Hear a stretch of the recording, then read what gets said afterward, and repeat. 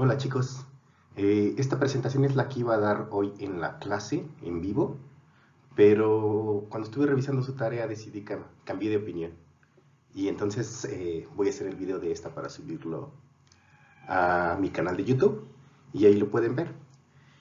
Voy a empezar con las diferencias genómicas entre eucariontes y procariontes y la organización del DNA es la segunda parte de esta presentación. Para ahora ya saben ustedes cuáles son las diferencias entre procariontes y eucariontes.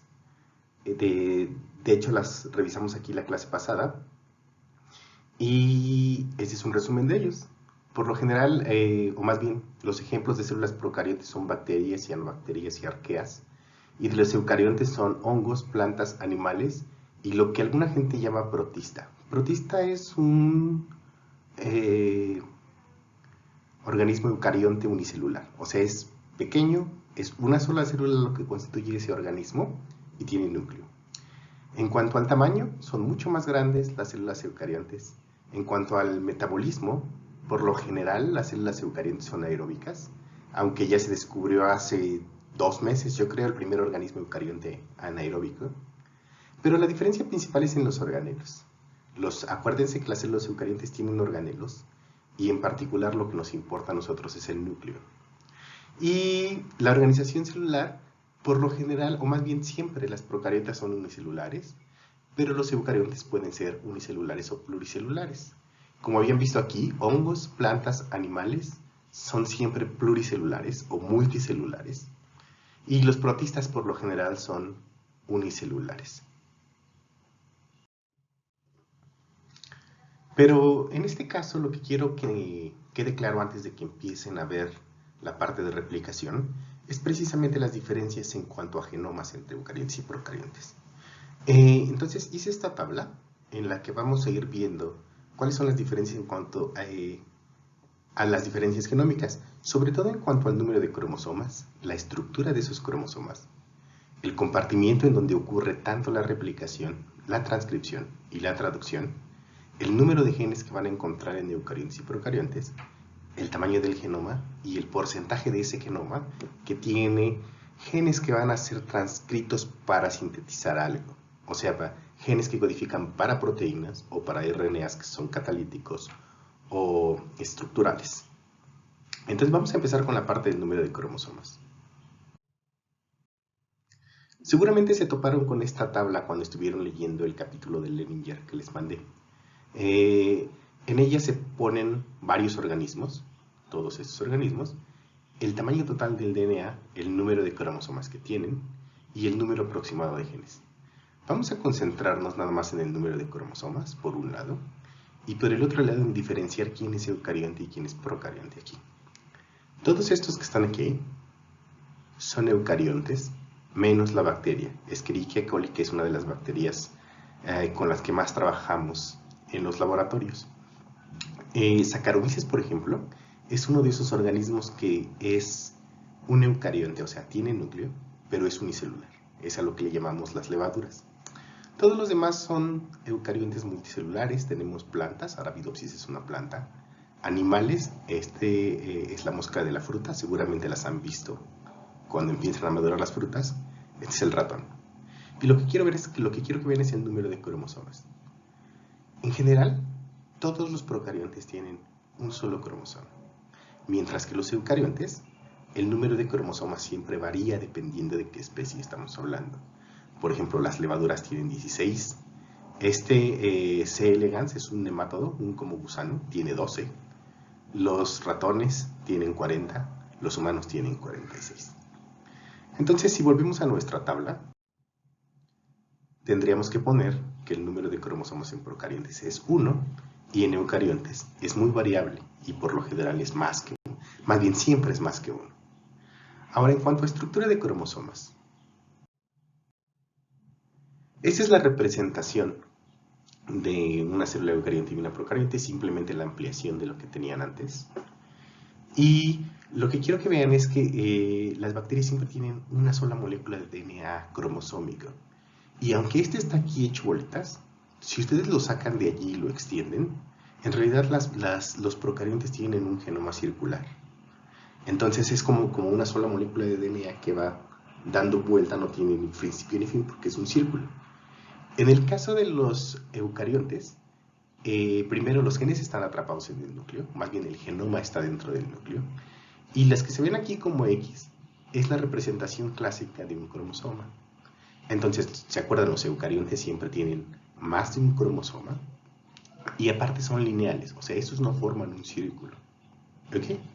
Una cosa que a lo mejor les llama la atención son estos fragmentos de DNA también, que están formando parte en muchos procariontes, que es a lo que se les llama un plásmido. Es un fragmento de DNA, pero es un DNA extracromosómico. Aquí está. Sí, extracromosómico significa no forma parte de la molécula o del genoma de la bacteria como tal. Y a eso me refiero a que si, por ejemplo, esta bacteria se dividiera o tuviera una bacteria que es similar a esta y no tiene estos plásmidos, igual sería una bacteria funcional. Lo que generalmente tienen los plásmidos es genes, por ejemplo, de resistencia a antibióticos o para poder metabolizar una sustancia en particular o cosas así, o para producir toxinas, por ejemplo. Entonces, siempre en los procariontes van a encontrar el cromosoma, que es circular, y muchas veces van a encontrar segmentos de DNA extracromosómicos. Los eucariontes también tienen segmentos de DNA extracromosómicos. De hecho, ¿se acuerdan cuando vimos la definición de genoma? Les había dicho que el genoma incluía al DNA nuclear y al DNA que podría estar en los organelos. Entonces, por ejemplo, esto que está aquí son mitocondrias y estos tienen también DNA. Pero por lo general, esto lo vamos a dejar ahorita de lado. Solo es importante que sepan que pueden encontrar DNA en otras partes que no es el núcleo. Pero el resumen de lo que estamos viendo ahorita es, en procariontes, el cromosoma es circular. En eucariontes, el cromosoma es lineal. Y eso es lo que tenemos aquí. De hecho, una consecuencia de que el genoma en procariontes sea circular es que no tiene unas estructuras que les llaman telómeros. Ahora a lo mejor les suena un poco raro, pero cuando lleguen a la replicación en eucariontes, que es lo que estamos viendo estas semanas, se van a dar cuenta de que los eucariontes tienen telómeros. Ahora, la siguiente parte que queremos ver es dónde ocurren cada uno de los procesos moleculares que vamos a ver. Dónde ocurre la replicación, dónde ocurre la transcripción, dónde ocurre la traducción. Y la respuesta corta a esto es dependiendo de dónde está la maquinaria que se requiere para ese proceso en particular. O el sustrato, quizá. Por ejemplo, para hacer una replicación requieren que las enzimas y todo el material que se requiere para hacer una nueva molécula de DNA está en el mismo lugar en donde se encuentra el DNA almacenado en ese organismo en particular. Para hacer la transcripción, también requieren que estar en el mismo lugar en el que está el DNA. Y para hacer la traducción, requieren estar en el lugar donde está la maquinaria que sintetiza las proteínas. En este caso, el mismo lugar en donde están los ribosomas, los ribosomas. Entonces volvemos a esta diapositiva. Y aquí lo que quiero que vean es que aquí se vuelve un poco importante la estructura celular de procariontes y eucariontes. ¿Por qué? Porque en procariontes el DNA no se encuentra separado físicamente de ninguna otra parte del contenido celular, o sea, está en el citosol. Y como no tiene ningún otro compartimento, los ribosomas también están en el citosol.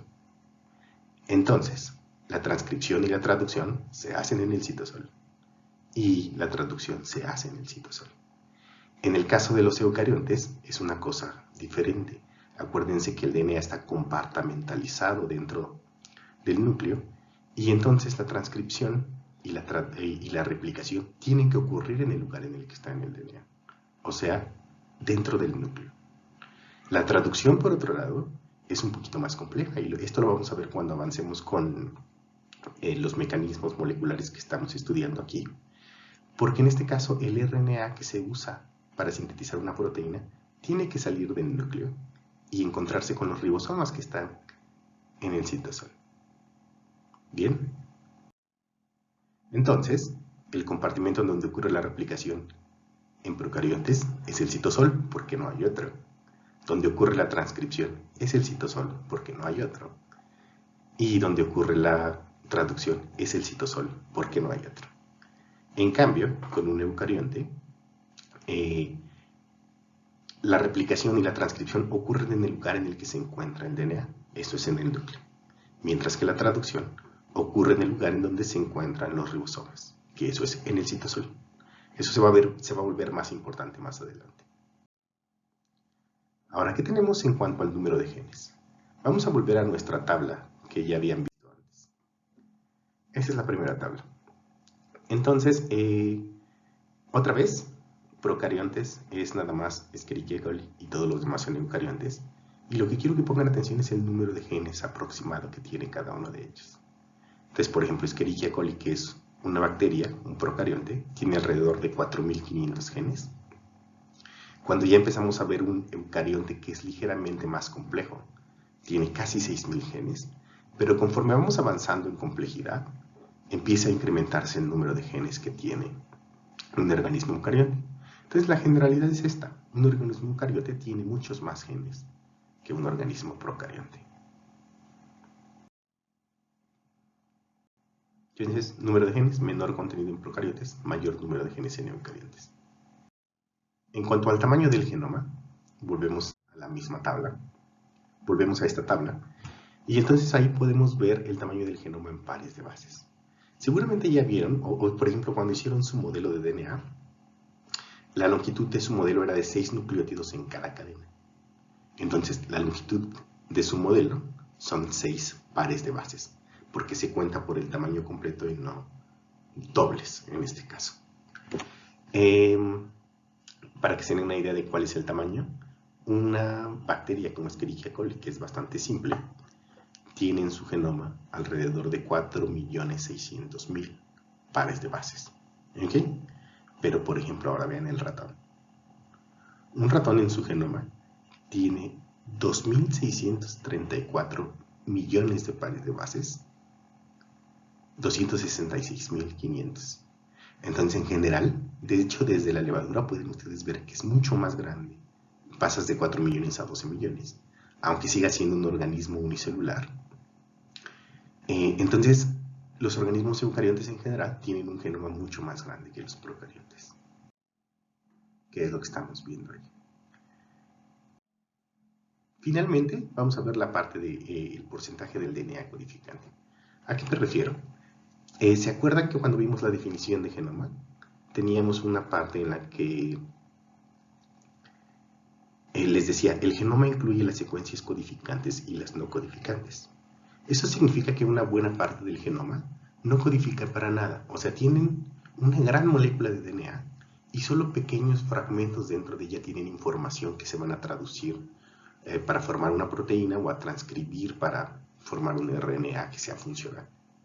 El resto del DNA es a lo que le llamamos una región intergénica. O sea, aquí, imagínenselo, por ejemplo, como si vieran una línea del metro. Entonces, una línea del metro como por ejemplo la que va de Constitución a Bellas Artes, me parece. Cada una de las estaciones, imagínense que es un gen. Las regiones que están en medio, o sea, la distancia entre una estación y la otra, que también es grande, serían las regiones intergénicas.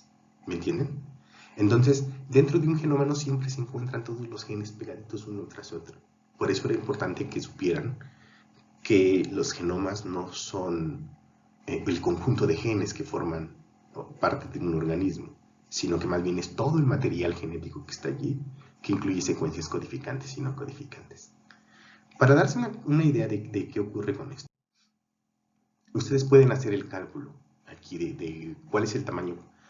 Aquí, por ejemplo, estoy señalando a Escherichia coli y ahora aquí a los humanos. Y entonces lo que les digo es, el tamaño total del DNA es este, y cada uno de estos, de este genoma tiene alrededor de 4.500 genes. Aquí lo que les digo es, el tamaño promedio de un gen es más o menos de 1.050 pares de bases. Si multiplican este por el número, o sea, el tamaño promedio de un gen, por el número aproximado de genes, les va a salir cuál sería el tamaño mínimo de un genoma para tener todos esos genes contenidos, considerando que ese es el tamaño medio de un gen. Si eso lo dividen entre el tamaño del genoma, que está aquí, y lo multiplican por 100, van a obtener cuál es el porcentaje del DNA codificante. Lo mismo pueden hacer ustedes para humanos. Consideren que este es el tamaño promedio de un gen, lo multiplican por los 29.000 genes que más o menos tenemos, y luego lo dividen entre el tamaño del genoma y lo multiplican por 100 para obtener el porcentaje del DNA codificante. No me crean, hagan el cálculo y se van a encontrar con esto. El porcentaje de DNA codificante en E. coli es prácticamente el 100%. O sea, prácticamente en un procarionte las regiones intergénicas son pequeñitas. A veces hasta los genes están sobrelapados uno sobre otro. Mientras que en un eucarionte como nosotros, el tamaño del DNA codificante es de alrededor del 1% de todo el genoma.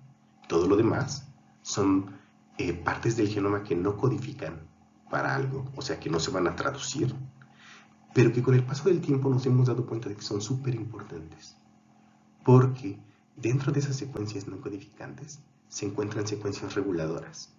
Gran parte de lo que nos hace organismos súper complejos no es tanto el número de genes que tenemos, sino cómo controlamos la expresión de esos genes. Y en muchos casos, partes de las regiones no codificantes son regiones reguladoras. ¿Ok? O intrones. Vamos a ver eso un poco. Entonces, si volvemos al ejemplo de los libros que habíamos hablado antes, en donde la biblioteca era el genoma y cada uno de los libros que tenían información era un gen, si vieran un eucarionte verían una cosa como la que ven aquí, en donde los libros están acomodados todos bonitos y hay cierto espacio entre ellos, mientras que el genoma de un procarionte lo verían así, donde los genes a veces están tan apretados unos con otros que a veces hasta se empalman. Y con esto terminamos este video de las diferencias en cuanto a genomas. Este es el resumen de las características de un genoma y otro. Voy a dejar aquí este video porque ya tiene 17 minutos y enseguida les hago otro en el que voy a hablarles ahora cómo hace una célula para empaquetar todo ese genoma, todo este genoma, en un espacio tan pequeño. Gracias, nos vemos pronto. Les subo el video.